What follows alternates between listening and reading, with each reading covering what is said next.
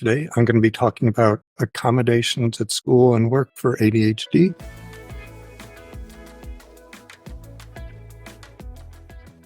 Accommodations are usually defined as measures that either a school, a teacher, a workplace, a testing situation, your boss makes to minimize the functional impairment that are caused by the condition, in this case ADHD, and that theoretically that these same changes would not benefit or affect someone who is not disabled or affected by the same condition.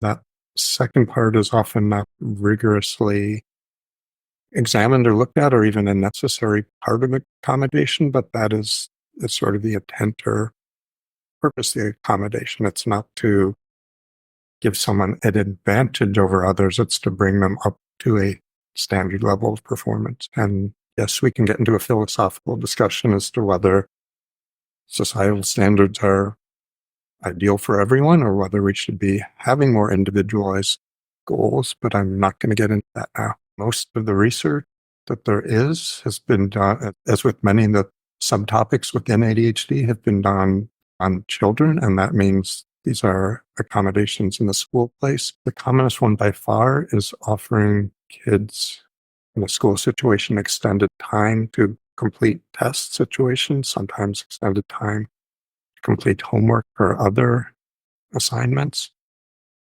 The second one is ways of reducing distraction by altering the settings. So either putting kids in smaller classrooms, putting a student's chair closer to the teacher, particularly for testing situations. That can even be putting kids in an individual room free of distractions, auditory and visual, supposedly. Providing oral presentation of information that's would normally just be given in a written format.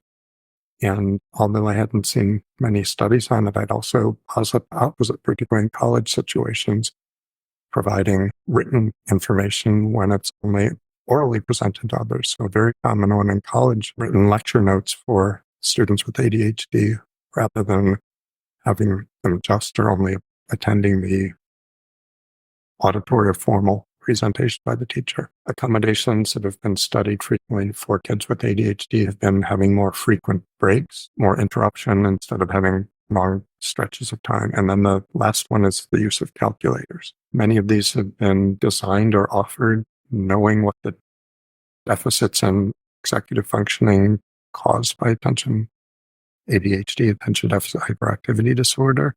So we know there are problems not just with paying attention, but with switching attention, with sustaining attention, with time management, prioritizing, planning. The formal testing on how effective these accommodations are has been very mixed, and I'd say there's very little hard data. I'm not saying none, that any of these accommodations are overwhelmingly effective. In almost all cases, they help people without ADHD to a greater extent. So giving more time helped people without ADHD more than it helped people with ADHD. One of the things I tell my people I work with who have ADHD is that free time is their enemy.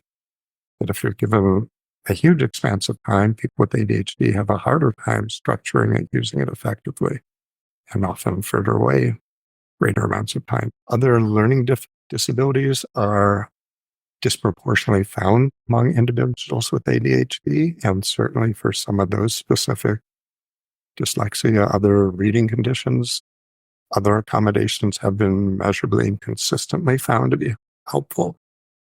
But the overall research literature so far has not shown overwhelming, again, benefit for the ADD, individual with ADD from any of these accommodations. So I'm going to move a little over to the workplace situation. Again, there's much less of a research base, so much of this is going to be more my own experience working with adults.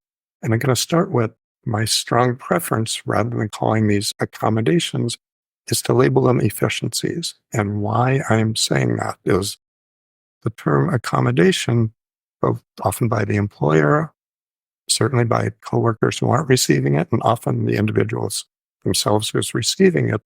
An accommodation sounds like it's asking for a handout. It's asking for a special gift or consideration or loosening or restriction of rules that is special for you. Also often feels like an imposition, a concession, or something's being extracted or sacrificed on the part of the employers, which is not something they're particularly delighted to give.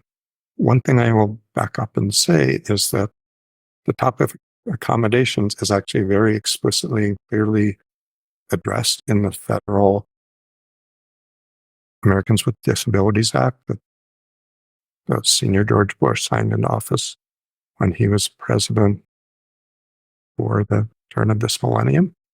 Many states, including where I work in California, also have state-level disability acts, and separate from how they define disabilities and set up rules and regulations, almost all of these state and federal laws include the requirement that employers are required to provide reasonable accommodations to people with disabilities to help them perform their job duties adequately. That doesn't mean employers are required to hire people who are unable to do their jobs, but that if you're in a job situation, you are allowed to ask for reasonable accommodations. I said many of these laws are clear. What's not so clear always is how you define the term reasonable, because what's reasonable to one person may not be reasonable to another, particularly if you are an employee asking for accommodations. I would try to frame it in terms of efficiencies. And what I mean by efficiencies is what is being changed, what is being granted to you is a change in rules, a change in regulations, a change in structure that is allowing you to perform better. And that is not just an advantage to you as an individual working for this company or on this team, but that's an advantage to your whole team, a whole advantage to your company. Your company should want you to perform better or up to your optimal abilities. You should hopefully want you to perform that way. And these changes in regulations, changes in structure, changes in whatever is happening, again, are helping you to be more efficient in that given situation than the given situation would allow you without those changes. So that's why I label them efficiencies. And I think it's a useful way to think of it as if you are the person in need of asking it for your employer. That's a useful idea to inculcate into your employer and to your coworkers that that's what this is about. So in the general workplace situation, the number one request among students for extended time, sometimes that's a possibility. Oftentimes in the workplace, that's one of the things that isn't flexible, that if the team's working on a project, your part of it has to happen in accordance with the others. So I do not as often hear that as a specific request. So much more I'm hearing about requests for increased structure to help monitor, check in, regulate the person with ADHD to help make sure they're staying on task, or approaches to help reduce the demands. And the demands are not in the core requirements of the job, but these are in largely the paperwork distractions that have been seemingly added exponentially in the modern workplace. Hopefully computers and systems will improve in this regard in the years ahead. Hopefully we will develop more and more systems that help monitor what you've done and record what you've done without that becoming an additional step, as it so often is now, where you have to check in forms or check in boxes or write up reports to document what you've already done. Hopefully we will develop more efficient systems for everyone where part of you actually doing the work is recording the work without making that recording an additional task. So one of the most common requests I've had patients request for their workplaces is to create situations that are less distracting. So some of those are requests to be able to wear noise canceling headphones in a communal open cubicle type framework or office setting. Sometimes office, permits it, or there's enough space, an accommodation maybe to give a person a office with not a locked door, but a door on it rather than an open space cubicle. And again, the concept is people with ADHD are more susceptible to distractions, and particularly auditory distractions, but also visual distractions, an open workplace. So some of the ways to mitigate that in an open workplace. I've had people get special permission to be able to turn their chair so their back is to most of their coworkers. And again, that's not because they're antisocial, it's because they know they are distracted by that. Another one is asking for more structure is to help stay on track, is requesting more either benchmarks or feedback or check-ins with the manager or supervisor. The order is to break down a larger task into smaller tasks and to help make sure that you are staying on track with those tasks. And again, if you present it that this is just an accommodation, I'm asking you, Mr. Manager, Miss Boss, to do extra work by meeting me with more frequently. The way to frame it is that this is going to help me be on track. It's going to help me perform in synchrony with the whole team. And I'm going to be more productive, get more done in the time that's allotted, and my project will be in sync with everyone else's.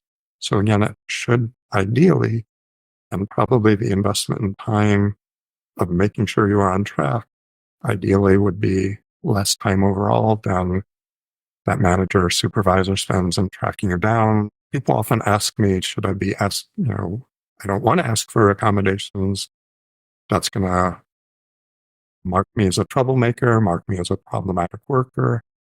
And what I say, first of all, is this is always an individualized issue. So I don't have any blanket rules that, yes, if you have ADHD, you should always demand accommodations on the first day you're there, or you should never mention anything to anybody.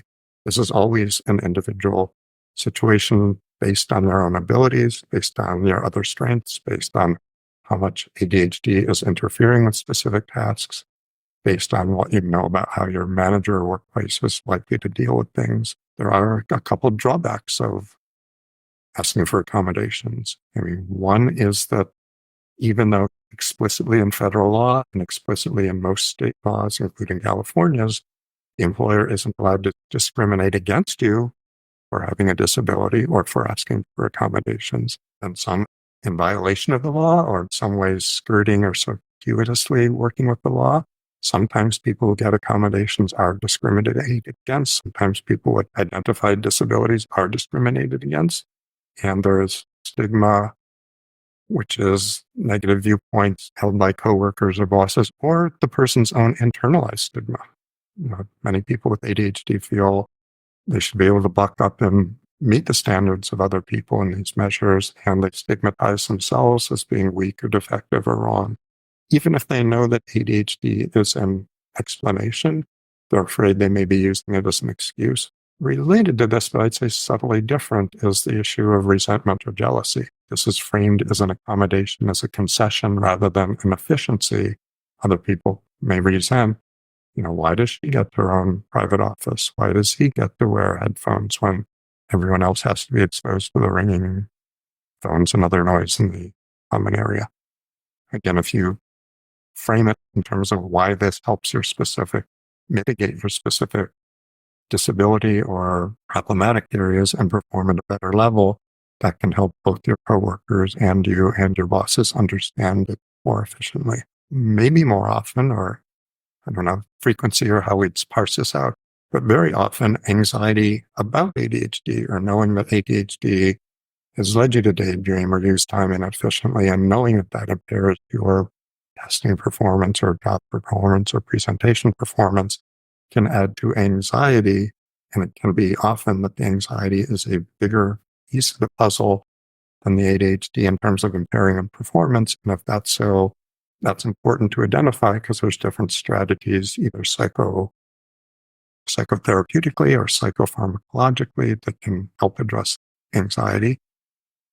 I've also seen the opposite situation. I've seen people who's got the middle ages and even older, where it had only been identified that they had problems with anxiety, including in test situations, presentation situations, when fundamentally ADHD was their primary problem and the anxiety was there in the manifestation in certain situations, but the ADHD itself had been missed or neglected. I do see there's at least one question here, so I'm going to be answering that. And again, you can write in more questions when I'm talking. I've come across a situation where a mid-level manager shared with me in private that they think I have ADHD and that I don't pay attention to details. I responded by acknowledging their observation. What would you recommend I say on top of that? There are very strong legal protections against discrimination, and I'm not going to make blanket generalizations, but almost always you are in a stronger position if you acknowledge, yes, I have ADHD. Yes, it's been identified by a health professional. Yes, I am working to mitigate problems from it. And yes, if you are seeing symptoms of it in the workplace,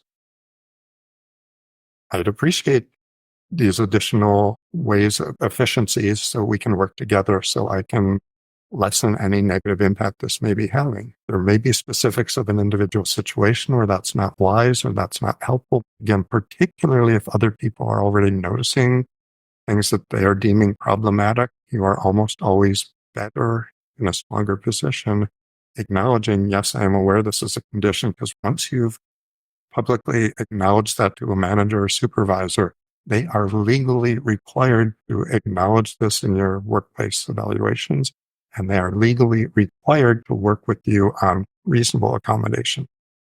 There may be differences in what they determine as reasonable, but you are in a much stronger position. So I have seen people who had ADHD who tried to hide it from their employers and were not successful and wound up getting fired for things that were clearly attributable to their ADHD symptoms, and they had legal recourse. It had the opposite situation at least twice where people did have problematic aspects of their job performance because of their ADHD. They identified their ADHD. They were discriminated against or not given appropriate accommodations and lost or were demoted, and actually successfully sued their employers because, again, it's not legal to be discriminating against people in our society at this point in time. So again, generally acknowledging it to people who have managerial power over you or HR gives you legal protections that may not be there otherwise. That's about all for today. Have a safe and sane week. Take care of yourself.